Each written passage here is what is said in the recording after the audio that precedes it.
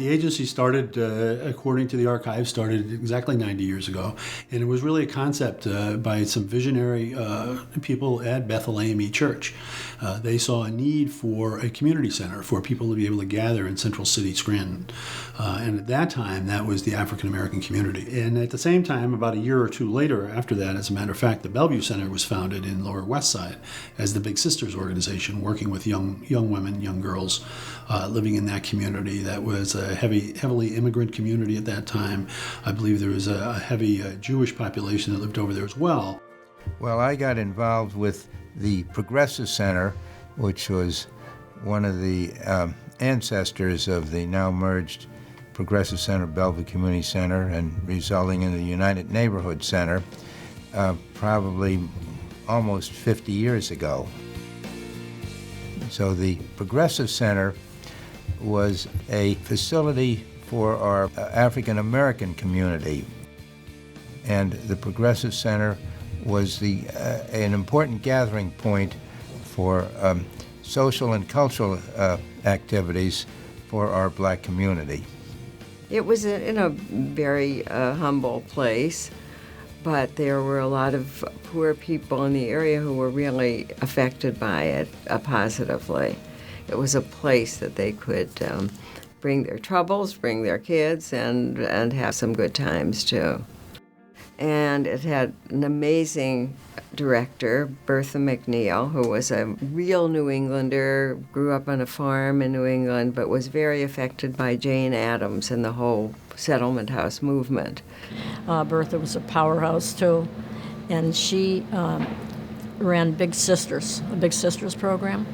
And eventually that whole program became part of the Bellevue Community Center, which now is part of the agency. I think it was two separate organizations that were very small, and each trying to survive in nonprofits. It's a very difficult climate, no matter what year you're in, for them to survive. And so both of them were looking at how they would continue on into the future.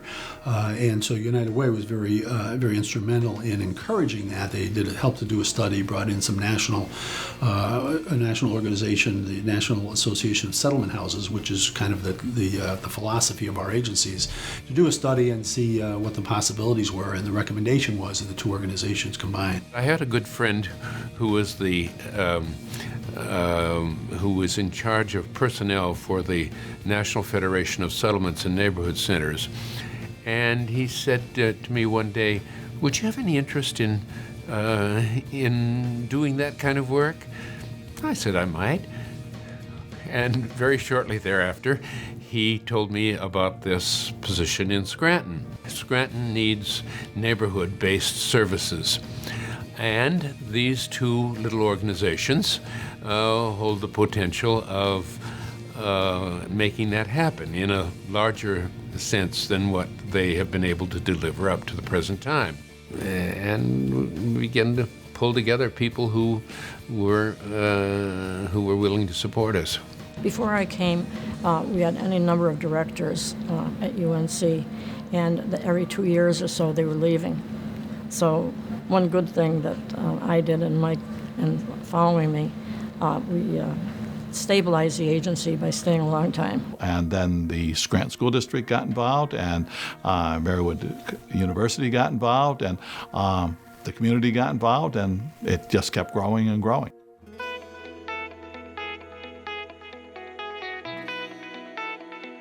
The philosophy of the agency has been really to look at what the needs are in the community, and to try and develop programs and services to meet those needs. And we look for programs and services that allow people to live safe and healthy lives in the community. And so those are some of the ways we look to have a long-term impact here in Lackawanna County.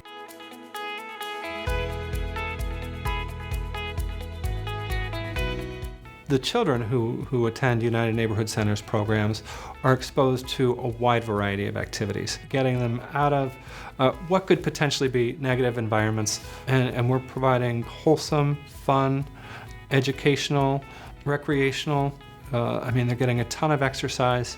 All of these things are kind of addressed in a very fun, organic way. The great thing is that we have consistent qualified staff here who work with the kids day in and day out.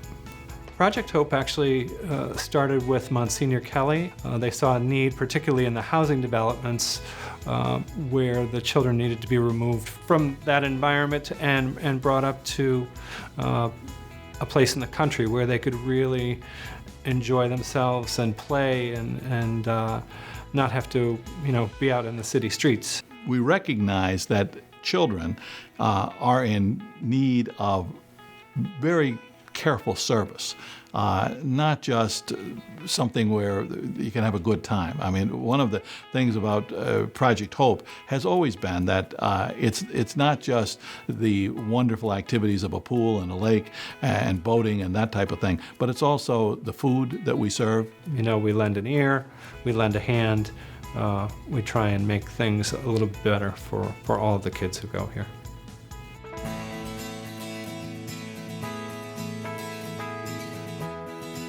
My experience when I was younger at the Progressive Center definitely resonated with me, and so when I had the opportunity, I was fortunate enough to, be given the opportunity to work in the community. I was in cloud nine because here I was, in the same, tier as all these other people that used to, be responsible for me when I was a kid. The program itself is prevention in nature.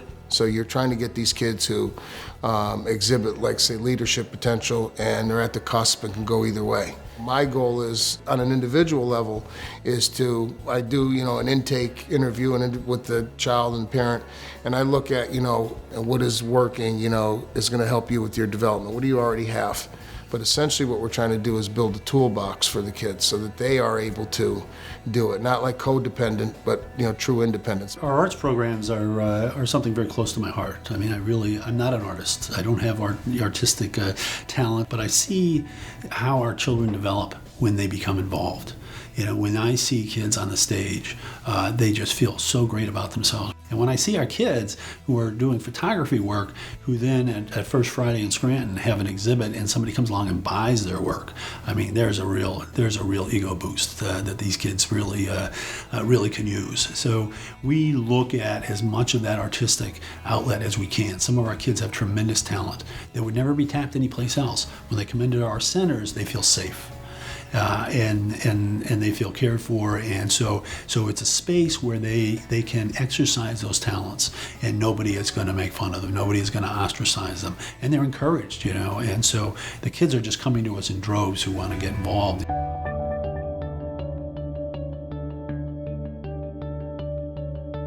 About 7 years ago, we saw the need for really developing more affordable housing, and so we started the United Neighborhood Community Development Corporation. And so that's kind of a separate entity from United Neighborhood Centers where we actually do housing development work. There was an old building in West Pittston called the Hitchner Biscuit Company. We revitalized that building with some help from the government, and we now have the place full. It's individual apartments, some 1, 2, I think there are a few 3-bedroom apartments, and it's really changed that community. It revitalizes neighborhoods, which hopefully will keep people in the neighborhood and maybe attract new people, particularly with the housing. But the more people you get living in a neighborhood, the more people you have to support the local merchants who live in that neighborhood. It's about people, it's about housing, but it's also about preserving neighborhoods. The government struggles in that they don't have the money to help the community that they used to have. I think as more and more people are falling or becoming impoverished, and United Neighborhood Centers is there to help them.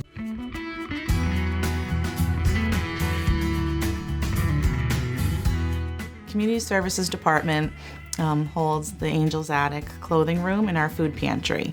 One of the things that we've realized or recognized within the community is that hunger, there is no time frame. It affects people throughout the entire year. Provides an opportunity for anyone from the community to come in and sit down with someone face to face, or just to come in so we can help them with their basic needs, anywhere from getting a bag of food, looking through the clothing room, speaking to an intake worker, someone who is interested in one of our housing programs. We have approximately anywhere from 100 to 300 people who walk through our doors each day. The Community Services Department at United Neighborhood Centers, what I feel really deals with the heart and soul of the community. The problems that we would see there were totally amazing, but they could walk out with a large grocery bag filled with food. They could walk out with clothing from Angel's Attic and start with something. Someone heard them, someone listened, and that's where it all has to start. And we do those intakes all the time. The big thing about the intake office is that we just try to really sit down with someone and do a quick needs assessment and determine exactly what our agency can do to help.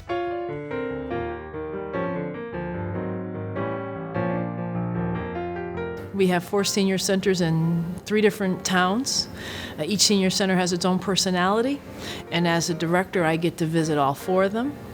I get to engage in seniors in all 4 senior centers, and really am passionate and have learned the value of senior centers and can really understand the vision that United Neighborhood Centers has in serving that population, and believe it's something that makes a difference in the senior's life, and find it very rewarding for my own life. And I find the senior centers to be a safe place for the seniors to come to share themselves, their experiences. You can come together with people in your community of your same age, of some of your same interests, and really have a time of day where it's just, I call it fellowship, socialization, recreation, and I clearly believe we meet those needs in a profound way.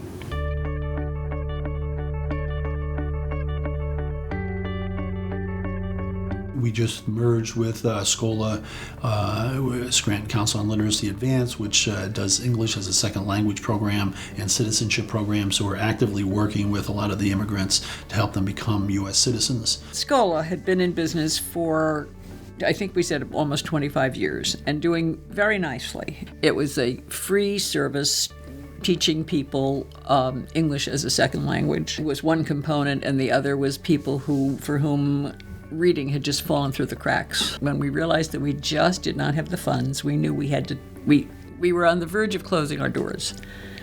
And I think I was the one, or one of the ones anyway, who said, we've got to find someplace else that will house this.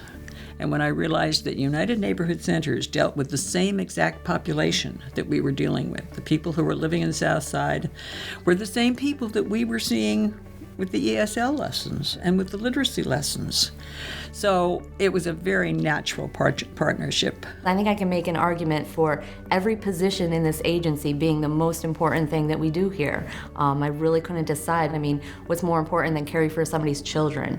What's more important than helping teens develop into, adults? What's more important than helping somebody not lose their home? What's more important than taking homeless people off the streets? What's more important than working with seniors and making sure that they're healthy and active and looked after? I think across the whole agency, we're just outdoing ourselves.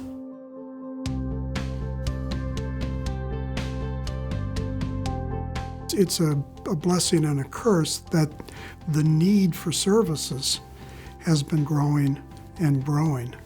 And we've been able to add services. We do things now that nobody ever even thought of 40 years ago. There's something you could find here that you'll like and that you'll feel good about and that you'll be able to, help raise money for and help improve. It's rewarding to see that there's people that care about other people and don't just give up on them. This strong community is what UNC is trying to build. And so far, so good. I mean, we've done amazing things.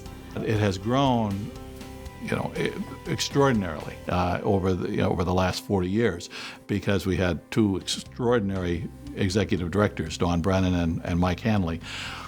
Both of these people have worked tirelessly to serve the poor. And that's basically the real mission, is serving the poor in whatever way the poor are in need. The impact that we have on the community overall is really tremendous. And I don't know if it's really understood out there how much United Neighborhood Centers does between their community service programs, their child care programs, their summer day camp programs, their emergency assistance, housing programs. It's just, we fill a tremendous need throughout the community. Very few people know everything that they do.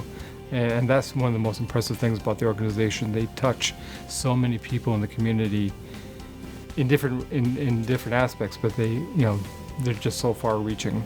UNC is the premier community-based organization, high capacity, and if I had to pick one organization to be a member of, it would be United Neighborhood Centers. Looking at the community and how UNC has helped a lot of community people makes me happy. It makes me, I feel like I'm doing something in the place where I grew up. It's not just a recreational facility. It's not just a counseling center. It is all of that put together and for all ages. And I think that when you deal with the whole person and the whole population, it is the top of the line as far as social service is considered in this community, as far as I'm concerned. I think our overall philosophy is to have a long-term impact on the community, and to do that by helping to lift people out of poverty. We're often identified as an organization that provides food and clothing and helps people in poverty, and we do that. We help people in crisis, but we also look at programs that will help to raise people out of poverty. So that's a philosophy I think that's carried us in the past, but it's a philosophy that we really use and we continue to use and try to reinforce moving into the future. Because it's not just what we've done, but the opportunities that we have in the years to come, I think, and that philosophy has done us well in the past, and I think in the future will continue to help us to grow and to be very relevant, I think, to the health and the well-being and the stability of the community here in Lackawanna County.